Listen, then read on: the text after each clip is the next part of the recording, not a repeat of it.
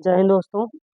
भाषा IAS education में आपका स्वागत है। जैसा कि मैंने पिछले वीडियो में आपको standard model of particle physics में हिग्स बोसॉन के बारे में बताया था, और हिग्स बोसॉन में मैंने हिग्स फील्ड के बारे में बताया था, और हिग्स और बोसॉन कैसे आए ये भी मैंने बताया था। इस तरह से पीटर हिग्स और सत्येंद्र नाथ बोस के नाम से बोस से बोसॉन, और पीटर हिग्स से हिग्स लिया और हिग्स बोसॉन नाम दिया।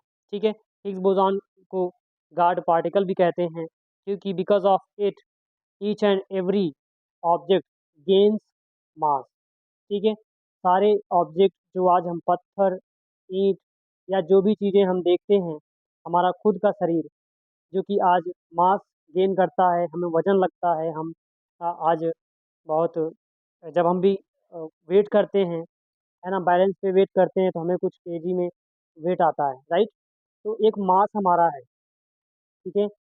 ओके। तो यहाँ पे हिग्स बोसॉन के कारण ही मास आता है। और मैंने ये भी बताया था आपको कि अगर हिग्स बोसॉन यानी हिग्स फील्ड नहीं हो, है ना, हिग्स फील्ड क्यों होती है? क्योंकि हिग्स बोसॉन है। ठीक है। हिग्स बोसॉन के कारण हिग्स फील्ड है। और अगर हिग्स फील्ड नहीं हो तो क्या होगा? मैंने बताया था हिग्स फील्ड अगर नहीं होगा तो इलेक्ट्रॉन में कोई मास नहीं होगा, प्रोटॉन में मास नहीं होगा, और न्यूट्रॉन में मास नहीं होगा। इससे क्या होगा फ्रेंड? मैटर नहीं बन पाएगा। सारी चीज़ें लाइट की स्पीड से मूवमेंट करती रहेंगी, ये जीरो मास मास की होंगी। और इससे क्या होगा? क्योंकि मास नहीं होगा तो ग्रेविटेशन नहीं होगा, और ग्रेविटेशन नहीं होगा तो चीज़ें एक दूसरे के पास नहीं आएंगी, और एक दूसरे के पास नहीं आएंगी तो बताएं क्या होगा? फिर चीज़ें फॉर्मेशन नहीं होगा। ओके। जैसे आप ही देखें, अगर आप फ्रेंड क्यों बनते हैं? क्योंकि एक फ्रेंड एक व्यक्ति जब दूसरे व्यक्ति से मिलता है तो कुछ ना कुछ नई चीज़ें उसमें दिखती हैं जो उसे अट्रैक्ट करती है। ठीक है। बिना अट्रैक्शन के, बिना किसी न्यू क्वालिटी के, बिना किसी अपनी कोई डिज़ायर के, इंटरेस्ट के, कोई व्यक्ति किसी से फ्रेंडशिप नहीं करता, राइट। तो एक अट्रैक्शन होता है। This is what gravitational force, जो दो ऑब्जेक्ट के बीच लगता है, वो अलग चीज़ है फ्रेंड, क्योंकि वो मास की वजह से होता है। और ये तो अलग चीज़ है क्योंकि हम ह्यूमन बिहेवियर में ऐसा, हमारा बिहेवियर ही ऐसा है कि बिना इंटरेस्ट के हम किसी से फ्रेंडशिप करते भी नहीं, और बिना इंटरेस्ट के किसी से फ्रेंडशिप करनी भी नहीं चाहिए। ओके फ्रेंड, चलते हैं हम आगे समझते हैं। जैसा कि मैंने आपको सर साक्ष्य बताई थी, और बताया था कि अब आपको मैं बताऊंगा स्पेस टाइम फैब्रिक के बारे में, जो अल्बर्ट आइंस्टीन ने 1915 में दिया अपने थियरी ऑफ जनरल रिलेटिविटी में। ओके फ्रेंड, इन्होंने बताया फ्रेंड कि जो ये पूरा यूनिवर्स है, ठीक है, ये पूरा यूनिवर्स है, एक स्ट्रेच्ड फैब्रिक में है। मान लीजिए आपने कोई एक चादर ले ली, सीट ले ली चादर की, है ना, चादर लिया और उसे चारों तरफ से खींच के फैला दिया, राइट। और आपने एक आयरन का बॉल लिया, ठीक है, लोहे का एक गोला लिया, उसे फेंक दिया बीच में, जिससे बीच में क्या बन गया? डिप्रेशन यानी गड्ढा बन गया। जैसे आपने खाली तालाब देखा होगा ना, तो बीच में ऐसे रहता है कि नहीं बोले? ऐसे रहता है। तो यहाँ पे इस तरह से देख सकते हैं आप। तो अगर आप एक बॉल को ऐसे फेंकें, एक बॉल को ऐसे फेंकें, तो बताएं बॉल ऐसे घूमते घूमते घूमते घूमते जाएगी और फिर बीच में चली जाएगी। क्यों हो रहा है? क्योंकि एक डिप्रेशन बना हुआ है ना, एक डिप्रेशन बना हुआ है, राइट। और ये क्या कर रहा है? ये डिप्रेशन के कारण ही ये बॉल धीरे धीरे अंदर की ओर जा रही है। क्यों? क्योंकि जो आपकी जो बॉल है, जो बाहर से आ रही है, उसकी एनर्जी कम हो रही है, राइट। एनर्जी कम होगी, मास ज़्यादा होगा।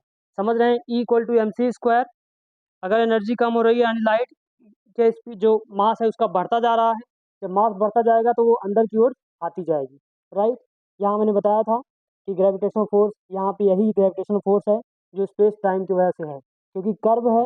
और आपने देखा होगा, जैसे आप कभी नदी के किनारे जाएं और आप देखते हैं, नदी के किनारे आप जाते हैं, और जब आप जाते हैं आगे, तो अगर थोड़ा सा ढाल हो, है ना, जहाँ पानी बह रहा हो और ढाल हो, तो आपका पैर फिसल जाता है, राइट। और आप गिर जाते हैं जहाँ गड्ढा होता है, राइट। आप गड्ढे की ओर चले जाते हैं फिसलते हुए। तो सेम ऐसे ही एक स्पेस में एक फैब्रिक है, मतलब पूरा एक ऐसा, हमें दिखता नहीं है, विजिबल नहीं है, वो दिखता नहीं है, ऐसा आइंस्टीन ने माना कि एक फैब्रिक है। ठीक है। ओके। जिसमें जो ज़्यादा मास का ऑब्जेक्ट होगा, जैसे मान लीजिए ये है, जैसे मान लीजिए हमारा सन है, ठीक है। सन सन ने ज़्यादा इसमें, यहाँ मैं ऐसे बनाता हूँ, ये मान लीजिए ऐसे, मैं सन का अकेले बना रहा हूँ, बाकी समझ लीजिएगा, ठीक है। बाकी इसी को मान के समझ लीजिएगा।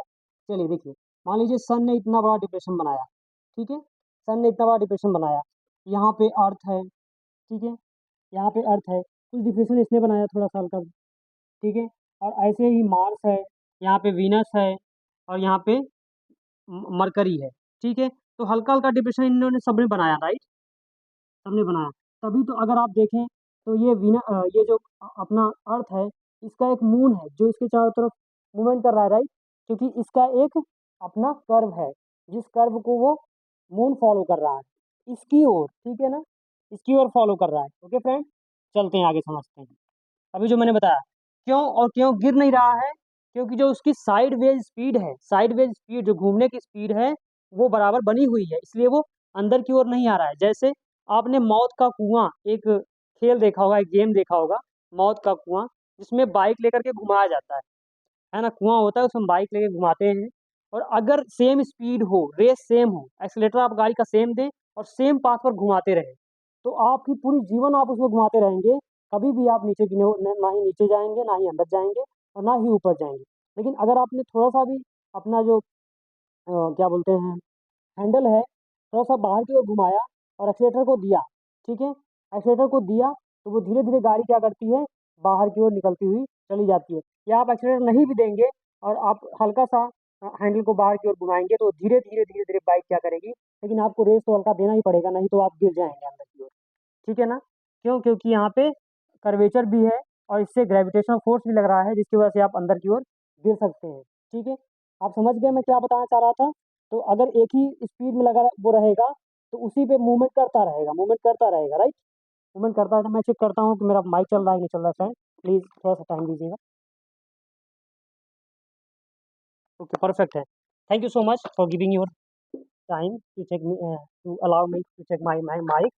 Thank you so much. Let me start my topic once again.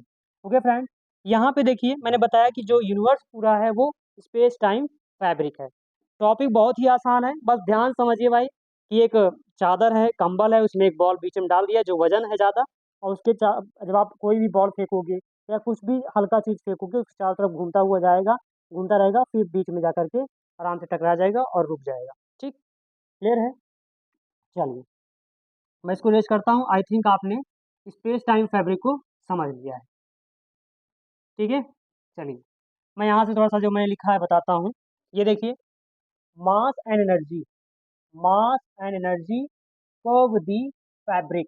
ये जो ये जो फैब्रिक था ना, अभी मैंने बताया था, ये फैब्रिक भाई देखो, आपको लग रहा होगा कि मैंने बताया चादर है, तो इतना पतला नहीं है।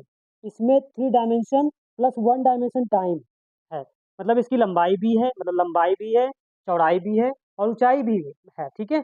और इसके साथ एक डायमेंशन और जुड़ा हुआ है, वो है टाइम, जो रिलेटिविटी को बताता है, ठीक है। जैसे दो ऑब्जेक्ट जब मूवमेंट कर रहे होते हैं, तो वहाँ पे time is the most dimension, okay. तभी तो आप जानते हो ना कि वो बढ़ रहा है या नीचे वहीं पे रुका हुआ है, ठीक है ना, क्लियर है। चलिए यहाँ समझते हैं कि mass and energy curve the fabric, जो फैब्रिक है उसको कर्व कर देते हैं of space time. Space and time से जो फैब्रिक बना हुआ है उसे मास और एनर्जी कर्व कर देते हैं, और उसी कर्व के चारों तरफ objects move along this curve. जैसे देखें आप, तो प्लैनेट्स जो हैं, जो सन ने एक कर्व बनाया हुआ है, कर्वेचर बनाया हुआ है ऐसे करके, अपनी वजह से, क्योंकि मास ज़्यादा है, इसके वजह से उसके चारों तरफ जो है मरकरी हो गया, वीनस हो गया, अर्थ हो गया, मार्स हो गया, जुपिटर है, सैटर्न है, यूरेनस है, नेपच्यून है, सारे क्या कर रहे हैं, मूवमेंट कर रहे हैं, राइट। तो ये सारे मूवमेंट कर रहे हैं, क्लियर है। और क्यों वो अंदर की ओर नहीं जा रहे हैं, अपने ऑर्बिट पे ही मूवमेंट कर रहे हैं, क्योंकि उनका साइड वेज जो एंगुलर मोमेंटम कंजर्वेशन है, ठीक है, वो तो आपका रोटेशन है, ठीक है, ठीक है। और यहाँ पे एंगुलर मोमेंटम कंजर्वेशन में भी जिससे वेलोसिटी क्या कर रही है, उनको बाहर की ओर धक्का मार रही है। लेकिन ये जो ऑर्बिट है, कर्वेचर है, मतलब वो जाना चाहते हैं बाहर, लेकिन आप देखें तो वो तो सीधा निकल जाना चाहते हैं, लेकिन क्योंकि वो पाथ जो है, वो कर्व जो है, वो उसे क्या कर रहा है, बता रहा है रास्ता कि यही भाई, उसको लगता है तो मैं सीधा ही जा रहा हूँ, राइट। ये जो ऑब्जेक्ट है जो मूवमेंट कर रहा है, उसे तो लग रहा है तो मैं तो सीधा ही जा रहा हूँ, लेकिन जो कर्व है भाई, जब रास्ता ही मुड़ा हुआ है तो आप सीधा कैसे जा सकते हो। जैसे उस मौत के कुएं में क्या था, उस व्यक्ति को तो लगेगा मैं सीधा ही चला रहा हूँ, अगर छोटा नहीं हो, बड़ा हो, काफी बड़ा हो, तो उसे लगेगा मैं तो सीधा ही चला रहा हूँ भाई। लेकिन छोटा है इसलिए लग रहा है ना भाई कि मैं गोल गोल घूम रहा हूँ। लेकिन अगर वो बहुत बड़ा हो, और उसे पता ही नहीं हो कि ये एक कुआँ है और वो चलाता रहे, तो उसे लगेगा क्या? वो लगेगा कि भाई देखो, वो तो मैं ऐसे ही चला रहा हूँ, राइट? क्लियर है? चलते हैं। तो ऐसे ही वो सीधा ही लगेगा उसको, मैं सीधा ही जा रहा हूँ, लेकिन वो बार-बार उसी पे घूमता रहेगा, राइट? क्योंकि इसकी स्पीड भी तो वेलोसिटी जो साइड वेलोसिटी, ऐसे देखें, ये आपका सन है ना, और ये मान लीजिए अर्थ है। ये मूवमेंट कर रहा है ना ऐसे, ऐसे मूवमेंट कर रहा है ना, ये रिवॉल्व कर रहा है ना, ये देखिए रिवॉल्व कर रहा है। तो एक सर्कुलर पाथ बन गया ना, ये मान लीजिए सेंटर है सन, तो ये मूवमेंट कर रहा है, ये इसका साइड वे स्पीड, ठीक है? साइड वे स्पीड है। ये जो कर्वेचर है, जो सन ने ऐसे कर्वेचर बना के रखा है, इसी के चारों तरफ तो घूम रहा है ना भाई, जो मौत का कुआं भी मैंने बताया था, तो वहाँ पे क्या था, आदमी यही घुमा रहा था ना, ऐसे ऐसे ऐसे करके, तो वही घूम रहा है, ओके? ऐसे ही ये घूम रहा है, सन अर्थ के अर्थ जो है सन के चारों तरफ ऐसे रिवॉल्व कर रहा है, घूम रहा है, राइट? समझ में आ गई बात? चलिए, अब नेक्स्ट है space and time. Space and time दोनों क्या हैं? नॉट सेपरेटिंग, दोनों अलग नहीं है, दोनों अलग थिंग्स नहीं है। They form a single connected fabric called space time. ये सिंगल स्पेस टाइम, जैसे आपने देखा कि अगर कोई भी, मान लीजिए कोई भी ऑब्जेक्ट, ठीक है, कोई ऑब्जेक्ट जो अगर मूवमेंट कर रहा है, दो ऑब्जेक्ट मान लीजिए, एक एक ऑब्जेक्ट ऐसे मूवमेंट कर रहा है और एक भारी ऑब्जेक्ट है, उसके बगल से जब जाएगा तो क्या होगा बताएं? वो उसकी ओर रिफ्लेक्ट हो, उसकी ओर अट्रैक्ट होगा, राइट? क्योंकि क्यों होगा बताएं? जैसे मान लीजिए ये है, ठीक है, मान लीजिए ये है और ये है, ठीक है, मान लीजिए कोई आ रहा है इधर, ठीक है, या मान लीजिए लाइट है, लाइट अगर यहाँ से जा रही है तो जैसे ही यहाँ पहुंचेगी तो इधर की ओर हल्का सा मुड़ेगी। क्यों? क्योंकि जो फैब्रिक है वो नीचे की ओर क्या है, धंसा हुआ है, कर्वेचर ज़्यादा है, इससे क्या होगा, थोड़ी सी रिफ्लेक्ट कर जाएगी, यानी जिधर मास ज़्यादा होगा उधर की ओर रिफ्लेक्शन हो, अट्रैक्शन होगा, ठीक है, उधर की ओर बेंड हो जाएगी लाइट, ठीक है, लाइट किधर की ओर बेंड होगी, जिधर जो है मास ज़्यादा होगा। इससे क्या कंक्लूजन निकला? More mass, more mass more depression, more depression generated in the space fabric, space fabric, ठीक है, ओके? थोड़ा सा मैं कंपेरिजन करता हूँ न्यूटन के ग्रेविटेशनल फोर्स से और स्पेस फैब्रिक से, ठीक है? थोड़ा सा मैं कंपेरिजन करके बताता हूँ आपको क्या है। जैसे कि स्पेस टाइम फैब्रिक बताता है कि ये कर्व है, ठीक है, और जो मास ज़्यादा होगा जिस ऑब्जेक्ट का, वो ज़्यादा गड्ढा बनाएगा, और बाकी का जो उससे हल्का मास होगा, कम मास होगा, उसके चारों तरफ मूवमेंट करेगा, राइट? लेकिन वहीं पे अगर देखें, न्यूटन ने क्या बताया? न्यूटन ने बताया भाई, न्यूटन ने Newton's gravitational gravitational Newton's gravitational law, ठीक है, इन्होंने क्या दिया, बोले, इसमें इन्होंने बताया कि भाई देखो, अगर कोई ऑब्जेक्ट है जिसका मास ज़्यादा हो, मान लीजिए सन, ठीक है, तो ये क्या करेगा, अर्थ को, यानी कि जो इसका मास इससे लेस है, इसका मास लेस है, तो इसे क्या करेगा, अपनी ओर एक ग्रेविटेशनल फोर्स लगाएगा, यानी ग्रेविटेशनल पुल लगाएगा, अपनी ओर खींचेगा इसको, ठीक है, अपनी ओर ग्रेविटेशनल पुल लगाएगा, ठीक है, तो ग्रेविटेशनल पुल लगाएगा, और यहाँ पे जो अर्थ है, यहाँ पे क्या होगा, क्योंकि इसमें क्या है भाई, वेलोसिटी है, वेलोसिटी है, ठीक है, और एक इसी में उतना ही, जितना ये ग्रेविटेशनल फोर्स इसका इनर की ओर लगेगा, अंदर की ओर लगेगा, उतना ही एक फोर्स लगता है, इसको बोलते हैं सेंट्रीफ्यूगल फोर्स, सेंट्रीफ्यूगल फोर्स। और क्यों आ रहा है वो? ड्यू टू वेलोसिटी, क्योंकि इसमें वेलोसिटी है, इसके बाद जैसे आप क्या करें, एक स्प्रिंग लॉ है, स्प्रिंग लॉ, आप क्या करें, एक धागे में पत्थर को बांध लें और इस तरह से घुमाएं, ठीक है, जब आप स्पीड को सेम रखेंगे तो वो ना तो बाहर की ओर भागेगा और ना ही अंदर की ओर गिरेगा, एक सेम पाथ पर ऑर्बिट करता रहेगा, घूमता रहेगा, घूमता रहेगा। आप घुमाकर आपने कभी देखा होगा तो ऐसे स्पिन करता रहेगा, वही बताया इन्होंने, ये इन्होंने बताया, न्यूटन ने बताया, राइट, कि जो अगर मास है इसके चारों तरफ घूम रहा है, मान लीजिए स्प्रिंग है और अर्थ को घुमाया जा रहा है, तो इसके चारों तरफ ही घूमता रहेगा, ये बाहर नहीं जाएगा। ठीक है, ये बताया, क्लियर है। चलिए, तो यहाँ पे अब बोला कि यहाँ पे बोला कि जो सन है एक पुल करता है, पुल करता है अर्थ को, सन पुल्स दी अर्थ, सन पुल्स दी अर्थ। लेकिन अगर आप देखें तो आइंस्टीन ने क्या बताया, कि बोला भाई देखो, क्योंकि सन जो है ये भारी है, मास में ज़्यादा है, इसलिए क्या करेगा, वो स्पेस टाइम फैब्रिक में ज़्यादा डिप्रेशन बनाएगा, और जो अर्थ है वो हल्का है, मतलब कि मास उसका कम है, तो वो क्या करेगा, कम बनाएगा, और उसके चारों तरफ मूवमेंट करता रहेगा, चारों तरफ उसके क्या करेगा, मूवमेंट करता रहेगा। और ये भी बताया कि क्यों उसमें अंदर नहीं जा रहा है, क्यों, क्योंकि जो मास है वो एनर्जी में बदल रहा है ना, जो मास एनर्जी में बदल रहा है, तो जब मास एनर्जी में बदलेगा तो क्या होगा, तो क्या होगा, मास कम होता जाएगा, यानी जो आपका ये जो डिप्रेशन बना हुआ है हल्का हल्का, क्या होगा, इसमें चेंज आएगा।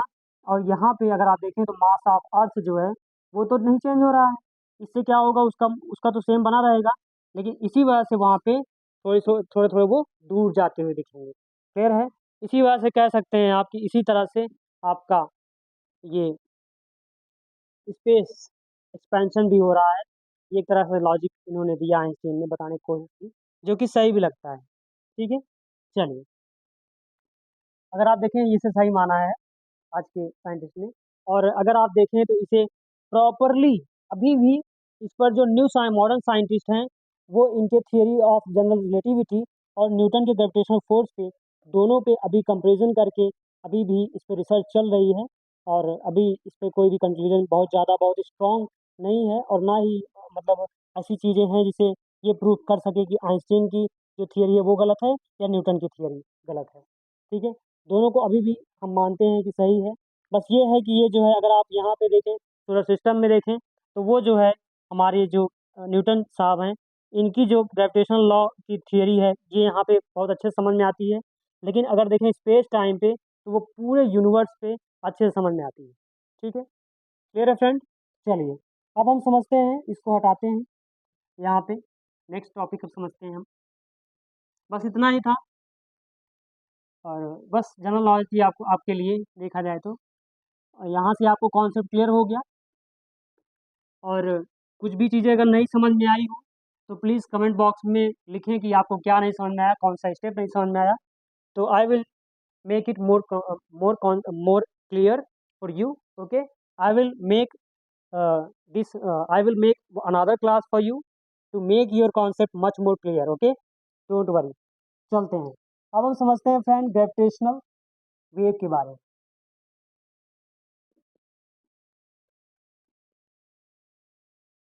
ग्रेविटेशनल वेव ये है क्या भाई, ग्रेविटेशनल वेव क्या है, ये ग्रेविटेशनल वेव होती है भाई रिपल्स। क्या होती है फ्रेंड, ये होती है रिपल्स, डिस्टॉर्शन, यानी कि कंपन। ठीक है ना, कंपन, वाइब्रेशन, ठीक है, ripples in the in the space time fabric. ठीक है, ये जो ग्रेविटेशनल वेव है ये है ripples in the space time fabric. ठीक है, अब आगे हम समझें यहाँ से, तो ये क्या होता है, कैसे होती है, देखते हैं। ये कॉन्सेप्ट अगर आप समझेंगे तो बहुत आसानी समझेंगे, कैसे समझेंगे कि कॉजेज क्या होते हैं। पहले समझते हैं यहाँ पे कि क्या कॉजेज है, किस वजह से ये सब बन रही है। ठीक है, causes of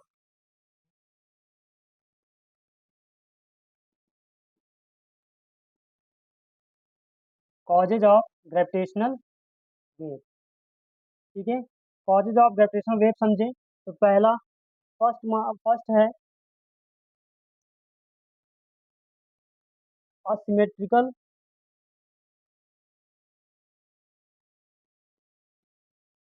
asymmetrical explosion explosion of star, यानी supernova. Supernova. Second, orbital movement due to orbital movement of two neutron stars. Okay. And third, due to due to due to movement of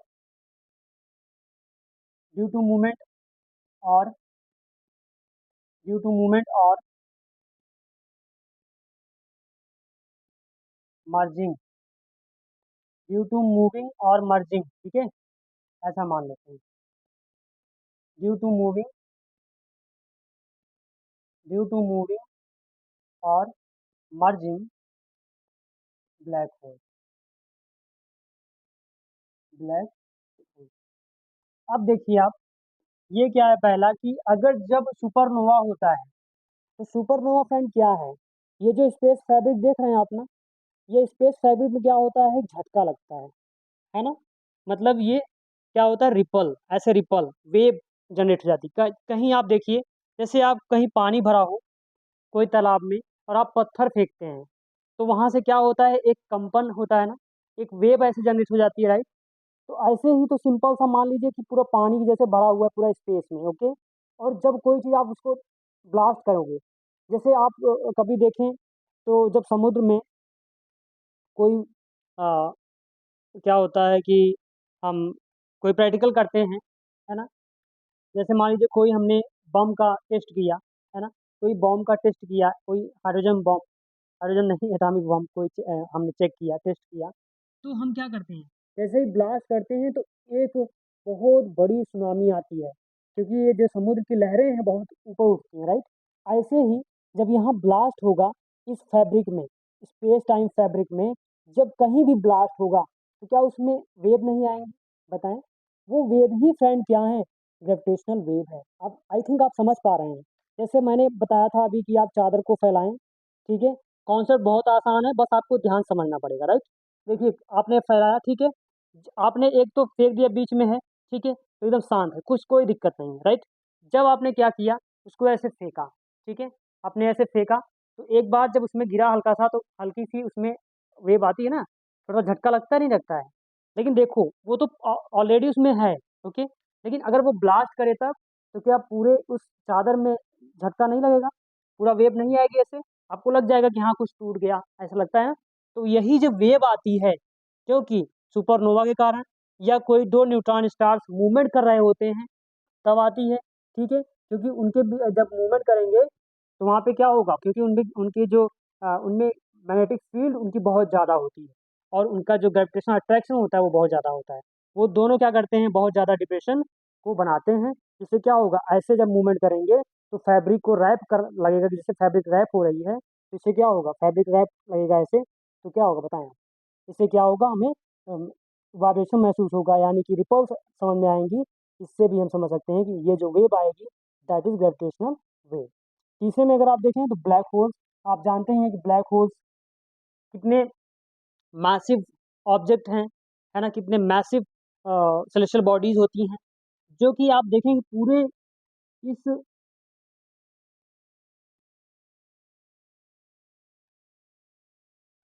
Galaxy के centre पे होते हैं भाई. Galaxy के centre पे होते हैं. और सोचिए कि ये कितना ज़्यादा डिप्रेशन बनाते हैं, जिसके चारों तरफ ऑब्जेक्ट क्या करते हैं, रिवॉल्व करते रहते हैं. ठीक है ना, बहुत ज़्यादा ये करते हैं. अगर मान लीजिए यही दो हो तब, एक मान लीजिए और आ गया इसी में पास में, तो बताएं क्या होगा,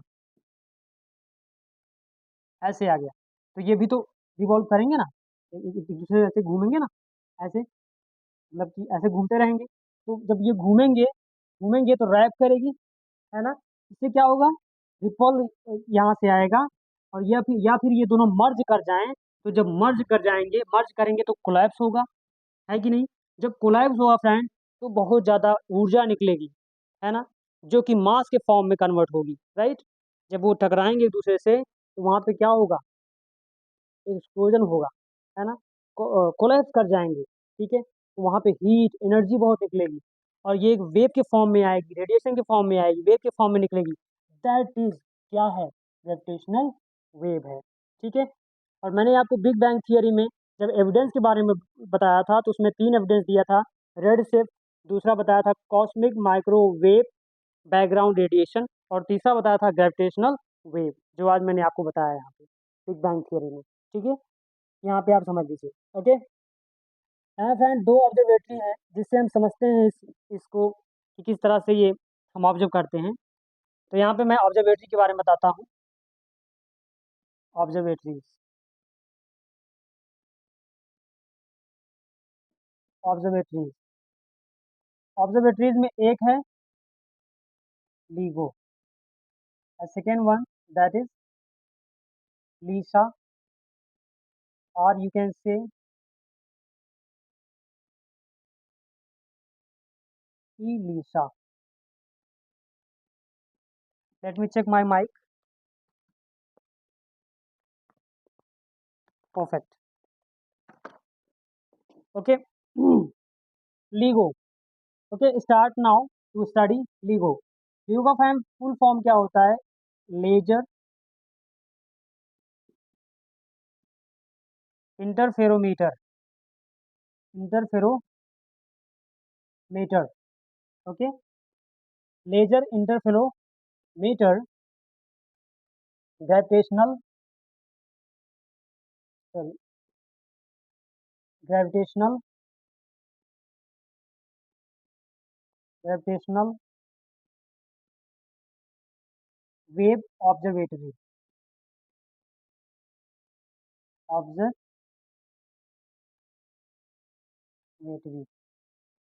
ओके, यस। तो ये हो गया आपका। अब आप देखें यहाँ पे, तो ये पहली बार डिटेक्ट किया था 2015 में। 2015 में, let me write it properly, in 2015 first detection first detection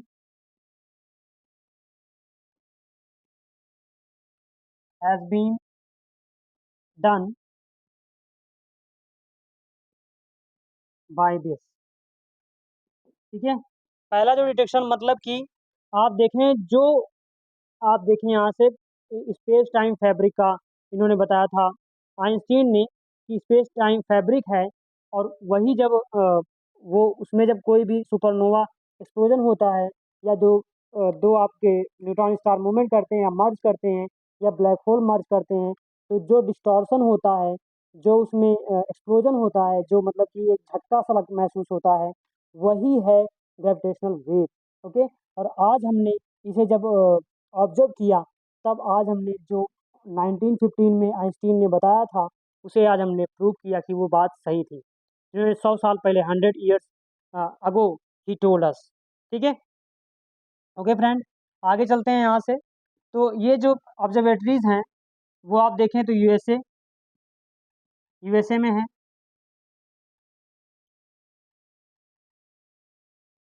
Japan में है, इटली में है। ठीक है, इटली में है। ओके, और हमारे इंडिया में यहाँ पे इंडिया में अभी currently currently it is it is under construction under construction currently it is under construction in India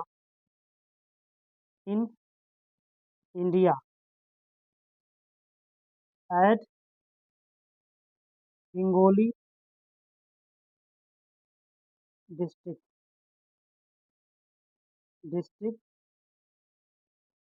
in Maharashtra. Okay, in Maharashtra. और फ्रेंड, इसका एक्सपेक्टेड टाइम क्या है? एक्सपेक्टेड ये है, एक्सपेक्टेड टाइम ये 2030 तक तैयार होकर रेडी हो जाएगा। ठीक है, ये तैयार होकर रेडी हो जाएगा। मैं ऊपर वाला इरेज करता हूँ।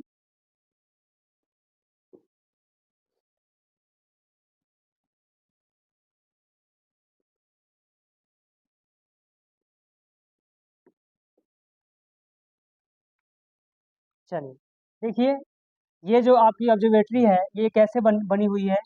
यहाँ मान लीजिए एक लेजर सोर्स है,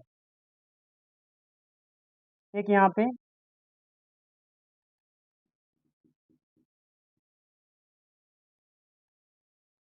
मेजर सोर्स है, ओ सॉरी लेजर सोर्स है, it is the laser source. Okay. और यहाँ पे एक मान लीजिए ऐसे करके एक मिरर है या एक लेंस है स्प्लिटर, जो स्प्लिट करता है, स्प्लिटर, है ना। इस यहाँ से जब लेजर जाती है ऐसे, तो ये दो पार्ट में इसको एक इधर साइड स्प्लिट कर देता है और एक इधर साइड, ठीक है, स्प्लिट कर देता है। और यहाँ पे लगा दिया है मिरर, यहाँ पे भी लगा दिया है मिरर। दोनों की जो डिस्टेंस है फ्रेंड दोनों सेम है। यहाँ पे 4 किलोमीटर, यहाँ पे भी 4 किलोमीटर, ठीक है, सॉरी 4 किलोमीटर। ये एटॉमिक लेवल तक सेम है, ठीक है, एकदम सेम है। थोड़ा भी इसमें आप डिफरेंस नहीं निकाल सकते हो, एटॉमिक लेवल तक सेम है, ठीक है ना। तो यहाँ पे जब लेज़र यहाँ से निकाली जाती है, तो ये लेज़र इधर गई और यहाँ पे क्या होता है फ्रेंड, स्प्लिट होकर एक इधर चली गई एक इधर चली गई। और यहाँ पे एक लगाया हुआ है फोटो डिटेक्टर। फोटो डिटेक्टर मतलब जो लाइट को डिटेक्ट करता है, फोटो डिटेक्टर, डिटेक्टर, ठीक है, फोटो डिटेक्टर। ओके, यहाँ पे लगाया हुआ है। तो जब कभी आप देखें अर्थ पे ही लगाया हुआ है, ठीक है, तो जब कभी ये वेव चलेगी तो क्या करेगी फ्रेंड, अर्थ को स्क्वीज करेगी और स्ट्रेच कर देगी, ठीक है। जैसे मान लीजिए कोई, अभी आप बलून ले लीजिए, और अगर आप बलून को कहीं पे भी रखें और थोड़ा सा उस पर कोई भी वेव आए तो उसमें हल्का सा क्या होगा, स्क्वीज होगा, थोड़ा सा दबेगा और थोड़ा सा फैलेगा, राइट। तो यहाँ पे अगर आप थोड़ा सा दबाएं तो ये इधर की ओर फैल जाता है, राइट, ऐसे ऐसे, है ना, होता है नहीं होता है। तो ऐसे ही समझिए कि जो अपना अर्थ है, अगर कोई मान लीजिए स्पेस में कोई सुपरनोवा हुआ, तो यहाँ से जो वेव चली ऐसे ऐसे ऐसे ऐसे ऐसे ऐसे, इसको एक बार स्विच करेगी और फिर स्ट्रेच करेगी, राइट। तो यहाँ पे क्या होगा बताएं, ये जो लेजर जा रही थी यहाँ से, यहाँ पे क्या होता है फ्रेंड, डिस्ट्रक्टिव इंटरफेरेंस होता है, डिस्ट्रक्टिव, डिस्ट्रक्टिव, ये मैंने क्या लिख दिया है,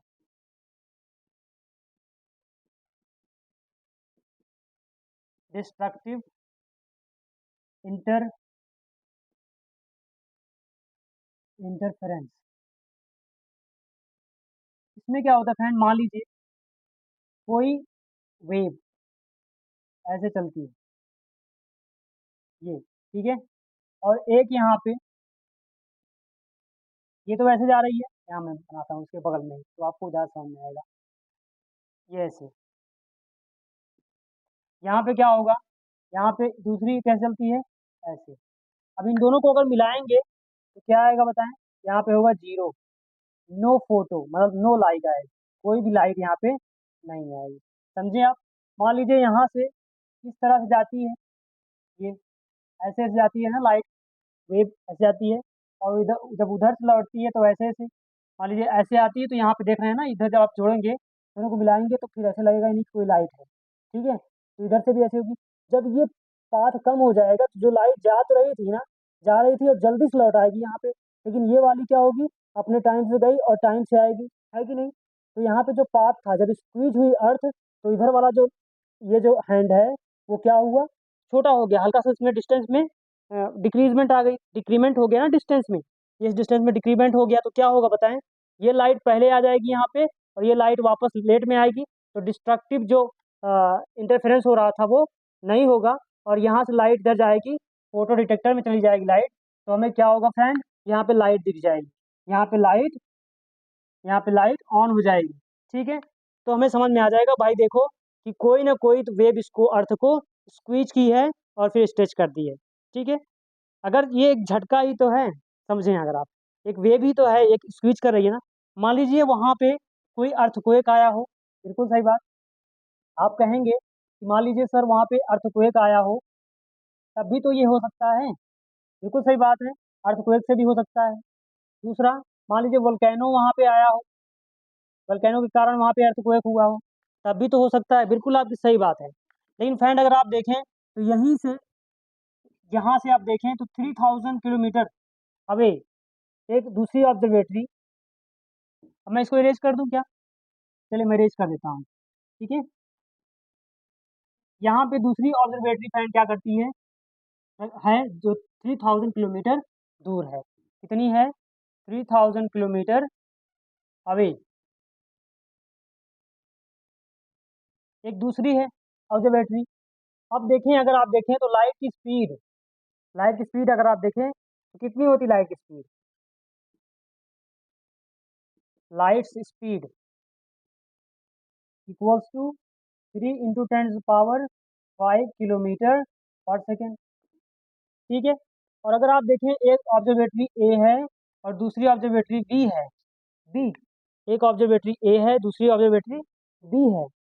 तो बताएं आप कि अगर कोई भी चीज़ लाइट की स्पीड से भी जा रहा है, वेव मान लेते हैं, वेव जो है लाइट की स्पीड से आ रही है, तो आप बताएं क्या होगा?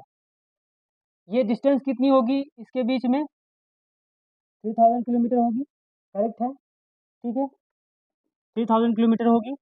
और उसके बाद यहाँ पे क्या होगा फ्रेंड? अब हम चलते हैं, यहाँ से निकालते हैं कि कितना टाइम लगेगा इनके बीच में। क्या, क्योंकि ये दोबारा जो ऑब्जर्वेटरी जो यहाँ पे ऑब्जर्वेशन देगी, वो इसके बाद ही देगी, क्योंकि वेव यहाँ से जा रही है ना भाई, यहाँ से जाएगी तो यहाँ से भी जाएगी, क्योंकि यार पे तो ये दोनों पॉइंट है ना, तो दोनों पॉइंट से होकर जाएगी। तो यहाँ पे मान लीजिए डिस्टेंस, डिस्टेंस इक्वल टू क्या होता है? स्पीड एंड टाइम होता है, राइट। चलिए डिस्टेंस कितना है? 3000। और जो वेव है उसकी स्पीड हमने कितनी मानी? 3000 × 10⁵ है कि नहीं बोले? चलिए, अब मैं यहाँ से क्या करता हूँ, यहाँ पे देखो 5 है, ठीक है। तो यहाँ से कट करते हैं, 3 को 3 कट जाएगा, राइट। यहाँ 1000 बचाना, ठीक है। तो यहाँ पे आएगा कितना? ओके, ठीक है। ओके, ठीक है। चलते हैं, समझते हैं यहाँ से। अब यहाँ पे हम देखेंगे तो बचेगा कितना? आई थिंक 100 सेकेंड होगा।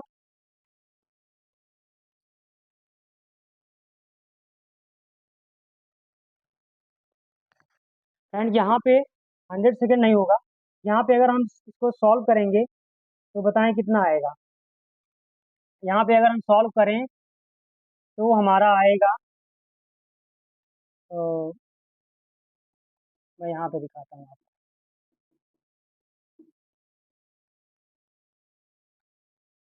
देखिए, ये 3000 हुआ, इक्वल्स टू 3 × 10⁵ इंटू टी, ठीक है। डिस्टेंस इक्वल टू क्या होता है? स्पीड एंड टाइम, ठीक है। चलिए, अब यहाँ से 3 से 3 क्या हुआ? कट हो गया, ठीक है। चलिए, अब यहाँ पे टी इक्वल्स टू क्या आएगा? 1000। यहाँ पे मान लीजिए 1 हो गया, यहाँ पे 1 हो गया, ठीक है। यहाँ पे 1000/1 लाख, ये 303 जो कट हो जाएगा ना, तो यहाँ पे टी कितना आएगा? 0.001 सेकेंड। यानी जो सेकेंड ऑब्जर्वेटरी थी ए से, जो बी की तरफ थी, जो बी के पास थी, यहाँ जैसे ही ऑब्जर्वेशन मिला, यहाँ जैसे ऑब्जर्वेशन मिला, और उसके 0.01 सेकेंड बाद यहाँ पे भी ऑब्जर्वेशन ऑब्जर्वेशन मिल गया। हाँ, है ना, यहाँ पे भी ऑब्जर्व किया गया। और यही 3000 में एक और लगा दें सी, तो यहाँ पे भी वही मिला, ठीक है फ्रेंड। तो जब इस तरह से मिला तो इन्होंने समझ लिया कि ये कोई और नहीं, क्योंकि एक ही जगह पे 0.01 सेकेंड में के बीच में ही कोई चीज़ इतनी जल्दी आ जाएगी। आप देखें तो कोई अर्थ को एक इतना जल्दी एक ही जगह, एक ही टाइम में हर जगह पे नहीं आएगा, राइट। तो उन्होंने समझा कि ये कुछ नहीं बल्कि ये ग्रेविटेशनल वेव ही है। ओके, तो इस ऑब्जर्वेटरी से ग्रेविटेशनल वेव पता चला। और ये फ्रेंड अर्थ पर है, इसकी जो फ्रीक्वेंसी है, हाई फ्रीक्वेंसी को फॉर्म मेजर करता है। हाई फ्रीक्वेंसी मेजर करता है, जो कि 10 हर्ट्ज से लेकर के 1000 हर्ट्ज तक होती है, ठीक है। क्लियर है? चलिए, आप इसको नोट्स में लिखते रह जाइए, ठीक है, 1 बाय 1 लिखते जाइए, समझ जाएंगे आप, राइट। चलिए, मैंने ये भी बता दिया कि हिंगोली डिस्ट्रिक्ट जो महाराष्ट्र में है, यहाँ पे अंडर कंस्ट्रक्शन है। यही आप देख रहे हैं, जो लीगो जो है अंडर कंस्ट्रक्शन है, और ये 2030 तक बन के तैयार हो जाएगी, राइट। अब हमारी सेकेंड ऑब्जर्वेटरी क्या है फ्रेंड, उसको समझते हैं, लीसा के बारे में।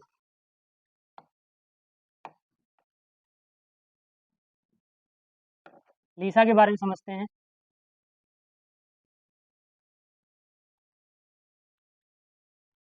ओके दोस्तों, अब हम सेकेंड सेकेंड ऑब्जर्वेटरी के बारे में पढ़ते हैं।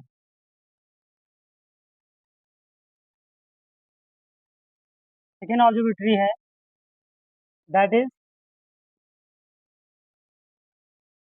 लीसा,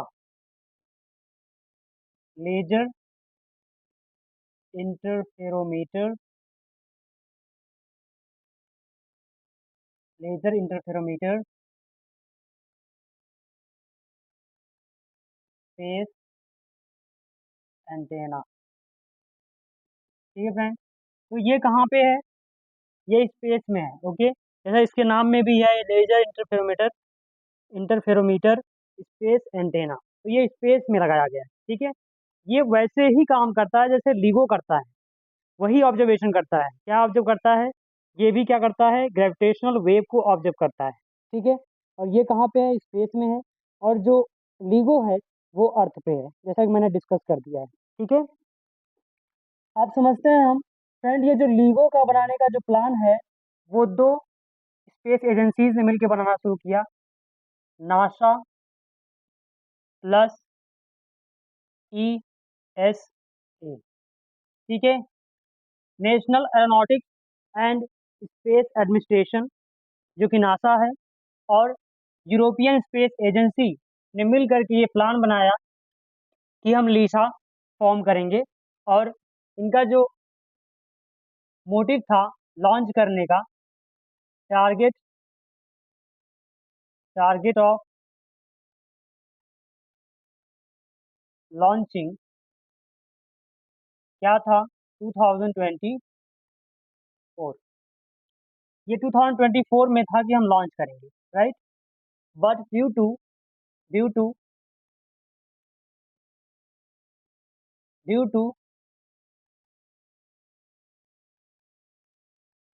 budget problem budget problem, NASA withdrew NASA withdrew this mission in 2011 2011 में। जब ये देखा कि बजट बहुत ज़्यादा है, तो नासा ने बजट की वजह से उन्होंने 2011 में इस मिशन को विड्रू कर दिया, ये मिशन से बाहर हो गए। ठीक है, तो फ्रेंड, और यहाँ पे थोड़ा सा और समझते हैं इसके बारे में, इस लिसा के बारे में। यहाँ पे फ्रेंड थ्री स्पेस क्राफ्ट,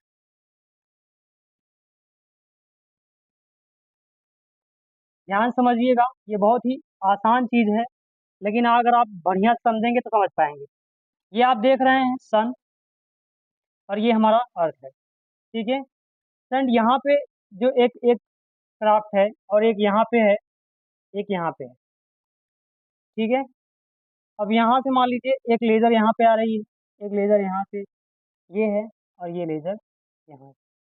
ठीक है, थ्री थ्री स्पेस क्राफ्ट हैं। ठीक है, थ्री स्पेस क्राफ्ट हैं। फ्रेंड, आप लोग ये सोच रहे होंगे कि यही तीनों जगह पे क्यों रखा गया। ठीक है, ये यही 3 पॉइंट पे रखा गया क्यों, क्योंकि आप लोगों ने लैग्रैंज पॉइंट लैग्रैंज पॉइंट का नाम सुना होगा, और अगर आपने नहीं, अभी आप नहीं जानते इसके बारे में, तो I will discuss it in detail. Okay, I will discuss about it in detail. Okay, कोई प्रॉब्लम, जरूरत, कोई दिक्कत नहीं। ठीक है, ये ऐसा पॉइंट है फ्रेंड, जहाँ पे अर्थ और सन का दोनों का ग्रेविटेशनल पुल न्यूट्रल होता है। ना अर्थ जो है, अर्थ इसको अपनी ओर खींचेगी, और ना ही सन। यानी ये it is a neutral point where the gravitational force of sun and earth are both are same. ठीक है, दोनों के जो ग्रेविटेशनल पुल हैं सेम है। यानी कि अगर ये अट्रैक्ट कर रहा है ये, और ये दोनों सेम फोर्स से अट्रैक्ट कर रहा है, तो क्या हो रहा है कि इसी पॉइंट पे बना हुआ है, ये स्टेबल है। अगर आप देखें, अगर आप कभी भी दो वस्तुओं को, मान लीजिए मैं अपनी उंगली को दोनों फंसा के खींच रहा हूँ, राइट, मैंने इधर भी सेम फोर्स लगाया, इधर भी सेम फोर्स है, इसलिए देखेंगे तो ये पोजीशन एकदम सेम बनी हुई है। लेकिन अगर मैं इधर का थोड़ा सा वीक कर दूँ तो क्या होगा, इधर की ओर खींच जाएगा, और अगर अगर इधर का वीक करूँ तो इधर की ओर खींच जाएगा, राइट। ऐसे ही अगर आप सन का ग्रेविटेशन देखें और अर्थ का देखें तो दोनों का सेम पावर फोर्स यहाँ पे लगता है, इसलिए जो है स्टेबल रहता है। यही ये है। ठीक है, जब हम लोग पढ़ेंगे तो ये L1 होता है, और एक यहाँ पे भी है, दैट इज L2, और एक इधर है, that is L3, and this is L4, and this is L5। Okay friend, तो यहाँ पे इसके स्पेस क्राफ्ट जो है इसे लगा दिया गया, और यहाँ पे जो डिस्टेंस है 5 किलोमीटर, 5 मिलियन किलोमीटर यहाँ पे डिस्टेंस रखी गई। यानी टू क्राफ्ट के बीच में, टू इसके स्पेस क्राफ्ट के बीच में क्या टाइम, वो स्पेस होगा, कितना डिस्टेंस होगा, that would be 5 million kilometre between between two between two space craft. ठीक है, ये था। ठीक है, पर ये क्या हुआ, क्योंकि नासा बाहर निकल गया तो ये जो मिशन था, ये मिशन कैंसिल हो गया। ठीक है friend, sorry, mission was cancelled. Okay, तो मिशन क्या हुआ फ्रेंड, कैंसिल। मैं कैंसिल लिख देता हूँ यहाँ, मिशन वॉज कैंसिल। ठीक है, तो ये तो भाई अपना नासा निकल गया, राइट। तो अब जो है इन्होंने, ईएसए ने, ESA carried this mission alone. इन्होंने अकेले ही इस मिशन को रन कराया, जारी रखा, कंटिन्यू रखा, और इन्होंने एक इस लिशा का नाम दिया ई लिशा, यानी मीन्स इवॉल्व्ड लिशा। यानी कि बोला कि अभी जो लिशा है वो इवॉल्व हो रहा है, राइट।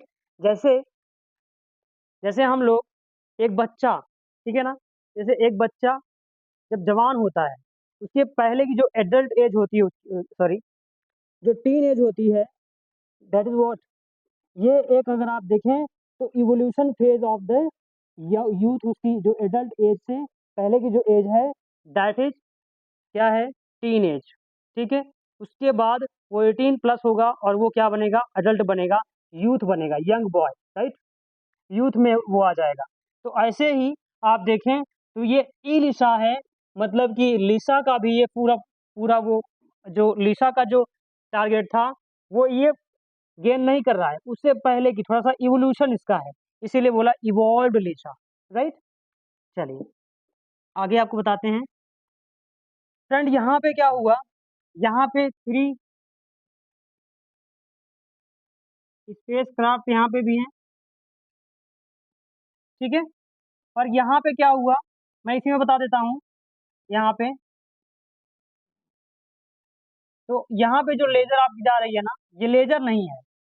ठीक है, ये जो इक्विलैटरल ट्रायंगल का लेजर था, ये इक्विलैटरल ट्रायंगल यहाँ पे जो लेजर है ये नहीं है, ट्रायंगुलर नहीं है। ठीक है, क्लियर है। चलिए, यहाँ पे जो 3 स्पेस क्राफ्ट हैं, इसमें 1 मदर स्पेस क्राफ्ट है, यानी 1 मेन है, plus 2 daughter, 2 daughters spacecraft है। ठीक है, 1 मदर स्पेस क्राफ्ट और second one that is 2 daughters, okay, spacecraft. अभी फ्रेंड इसमें क्या हुआ, जो इसके बीच की जो डिस्टेंस थी दो, अगर आप यहाँ देखें तो ये थी distance, distance between two space craft, या आप कह सकते हो mother, distance between mother and each each daughter space craft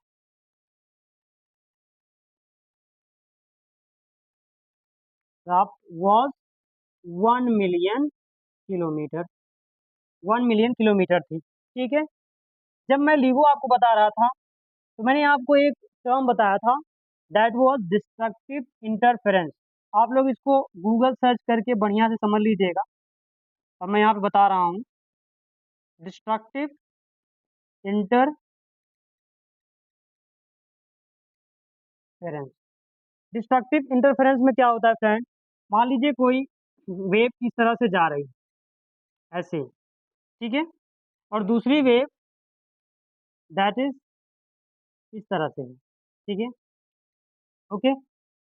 ये अपोजिट वेव्स हैं, है ना, अपोजिट वेव्स हैं, राइट। तो जब दोनों को ऐड आप करोगे तो क्या होगा बताएं, वेव हो जाएगी जीरो, यानी वेव जो होगी वो खत्म हो जाएगी। ठीक है, क्लियर है।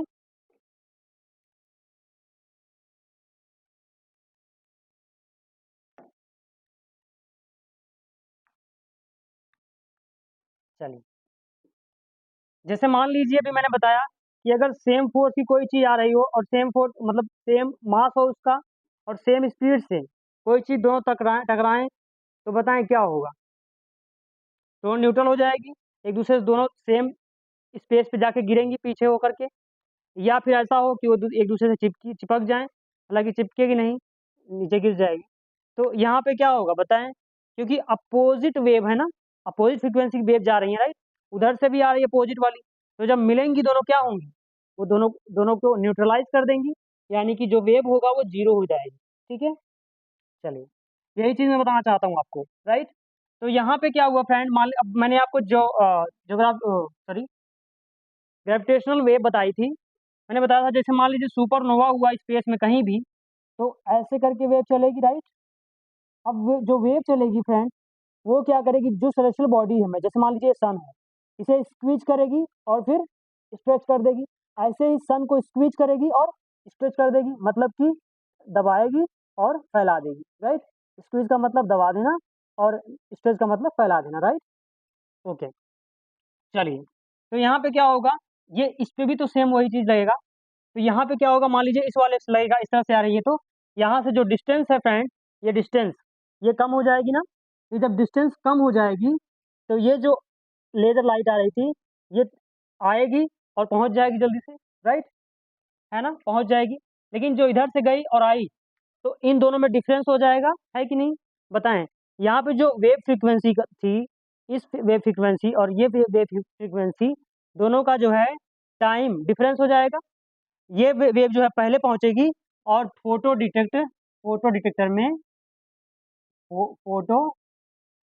डिटेक्टर में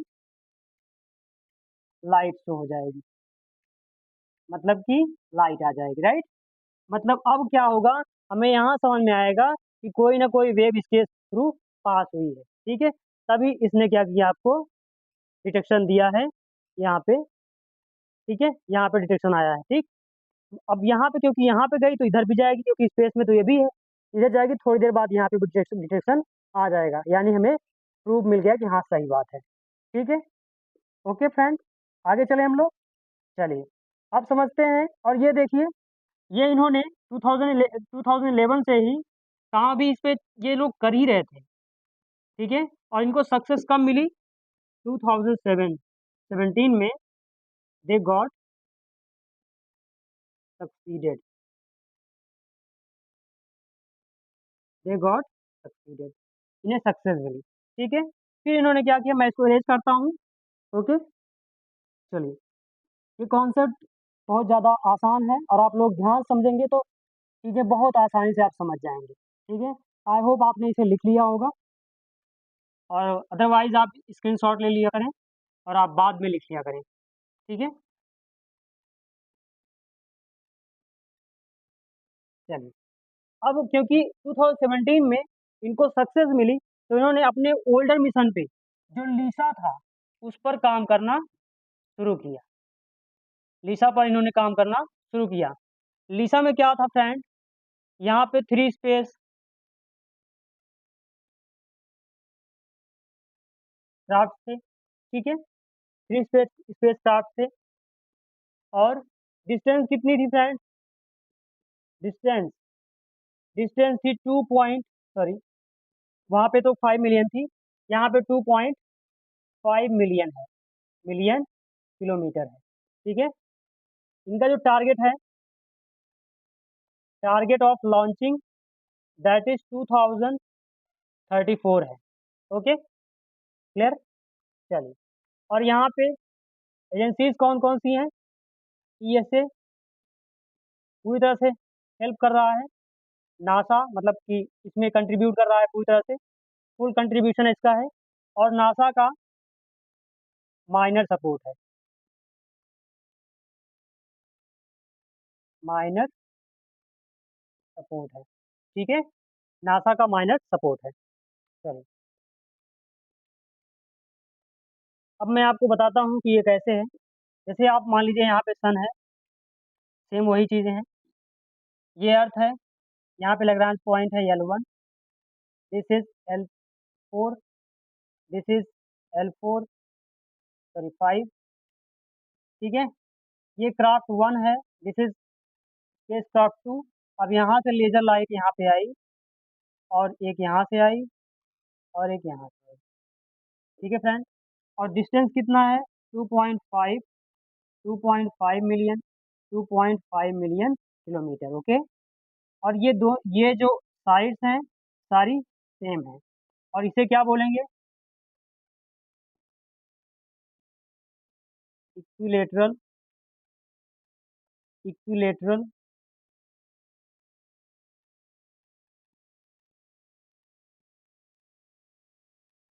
triangular laser setup, laser setup, ठीक है फ्रेंड। यहाँ पे इन्होंने ट्रायंगुलर किया हुआ है, ये अभी जो इनका टारगेट है लॉन्च करने का 2034 है। और इन्होंने पूरा फ्रेम बना लिया है, अपना पूरा प्लान बना लिया है। और इस तरह से इसका डिस्टेंस है, इनके बीच डिस्टेंस रहेगा, क्राफ्ट दो स्पेस क्राफ्ट के बीच में डिस्टेंस रहेगा, ठीक है। और इसको मैं बताता हूँ कि जैसे देखेंगे आप, तो यहाँ से जो लेज़र लाइट आ रही है यहाँ पे, ठीक है ना। अब मान लीजिए यहाँ पे एक लेज़र लाइट यहाँ से यहाँ पे जा रही है, ठीक है, ऐसे देख रहे हैं आप। तो अगर मान लीजिए ये ग्रेविटेशनल वेव इधर से आई, तो इसे स्क्वीज करेगी, है ना, स्क्वीज करेगी ना, स्क्वीज, यानी ये क्या करेगी, थोड़ा सा इसको अंदर की तरफ दबाएगी, ये डिस्टेंस, ये जो स्पेस क्राफ्ट है थोड़ी सी अंदर जाएगा, राइट।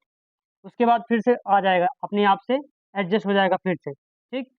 तो ये जब स्क्वीज हो जाएगा, तो यहाँ पे बताएं क्या होगा, यहाँ पे जो आपका फोटो डिटेक्टर था, मतलब यहाँ पे जो लेज़र आ रही थी, वो उसका जो फ्रीक्वेंसी वेव था वो चेंज हो जाएगा, क्योंकि डिस्टेंस चेंज हो गई ना। तो जो यहाँ से जा रही थी वो तो सेम थी, लेकिन जो यहाँ से जा रही थी वो चेंज हो गई, तो यहाँ पे भी डिटेक्शन होगा, और यहाँ पे भी डिटेक्शन होगा, ठीक है। दोनों जगह डिटेक्शन होगा, क्योंकि यहाँ पे भी कम हुई तो यहाँ पे जाएगी वापस लौट के, और यहाँ पे जाएगी भी वापस लौट के, जल्दी से जाएगी, मतलब फास्ट जाएगी, और यहाँ पे फोटो डिटेक्टर हो जाएगा। क्योंकि अब उससे पहले क्या था कि ये जो सारी वो थी लेजर लाइट एक दूसरे को न्यूट्रल कर रही थी, ठीक है, क्योंकि इनके जो यहाँ पे डिस्ट्रक्टिव इंटरफेरेंस का जो रूल है वो चल रहा था, लागू हो रहा था, ठीक है। और जैसे ही यहाँ पे डिस्टेंस कम हुई, यहाँ पे डिस्टेंस बड़ी है, ज़्यादा है डिस्टेंस, यहाँ पे तो डिस्टेंस थोड़ी सी कम हुई, तो यहाँ पे जो, अगर आप देखें दो गाड़ी एक दूसरे के साथ चल रही है, राइट, दो बाइक हो या कार हो, अगर साथ में दौड़ रही हो, अगर स्पीड सेम है तो दोनों साथ चलती रहेंगी। लेकिन अगर एक की थोड़ी सी भी कोई प्रॉब्लम हुई या कुछ हुआ, तो वो धीमी होगी, और जैसे ही धीमी होगी ये वाली आगे निकल जाएगी, है कि नहीं, बोले।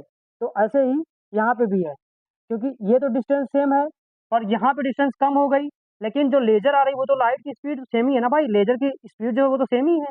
तो यहाँ पे क्या होगा, ये जो लेजर है यहाँ से जा करके यहाँ से आएगा तो तुरंत ही जल्दी यहाँ पे लौटेगा।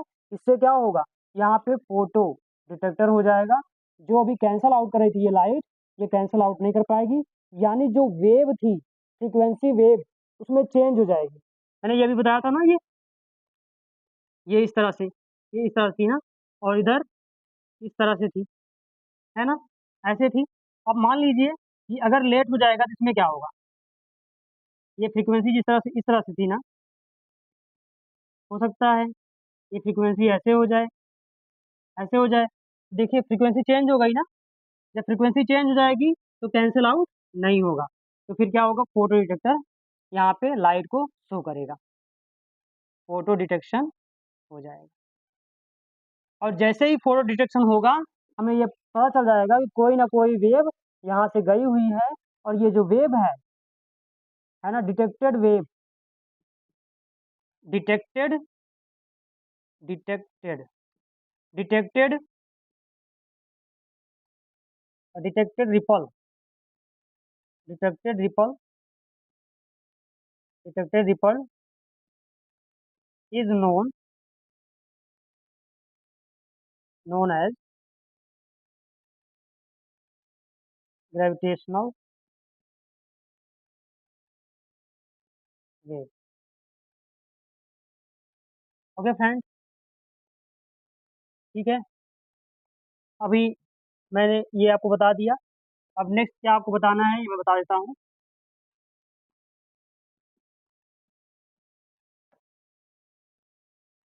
देखिए, हम पढ़ेंगे गैलेक्सी के बारे में। गैलेक्सी में हम कॉन्सेप्चुअल थोड़ी चीज़ें पढ़, सॉरी, कॉन्सेप्चुअल पढ़ चुके हैं, थोड़ा फैक्चुअल पढ़ेंगे, फैक्चुअल पढ़ेंगे। सेकेंड फ्रेंड हम पढ़ेंगे कॉन्स्टलेशन, जो हम 88 कॉन्स्टलेशन जो ऑफिशियल अभी ऑफिशियल कंसीडर्ड, ऑफिशियल कंसीडर्ड, ठीक है, ये ऑफिशियल कंसीडर्ड हैं, 88 ऑफिशियल कंसीडर्ड कॉन्स्टलेशंस हैं जो अर्थ से दिखाई देते हैं, इसके बारे में हम पढ़ेंगे। जैसे कि इसमें से आप देखेंगे तो उर्सा माइनर, उर्सा मेजर, ठीक है, पोलर स्टार, ठीक है, और इस तरह से और भी जो स्टार्स हैं इनके बारे में समझेंगे, और फिर हम लोग चलेंगे अपने सोलर सिस्टम पे।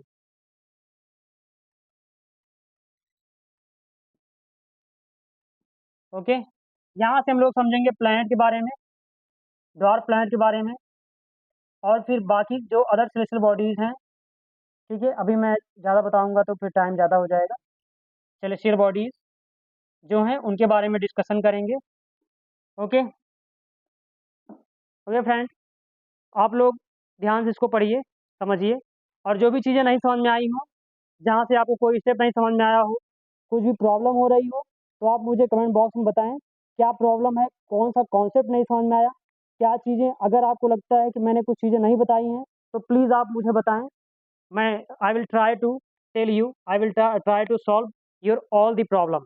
ओके फ्रेंड, तो प्लीज़ टेल मी। ओके, तो आप कंटिन्यू पढ़ते रहें, ध्यान से चीज़ें लिखते रहें, लिख लिख के पढ़ें, ठीक है, ये मैं बार बार आपसे कहता हूँ। तो अब आप लोग को अगर हेल्पफुल लग रहा हो मेरा चैनल तो आप सब्सक्राइब करें, और लाइक करें वीडियो को, और अपने फ्रेंड को शेयर करें, so that they can get most out of it. Okay, so thank you so much for giving your essential time to me, your pivotal time to me। Okay, thank you so much। जय Hind friends.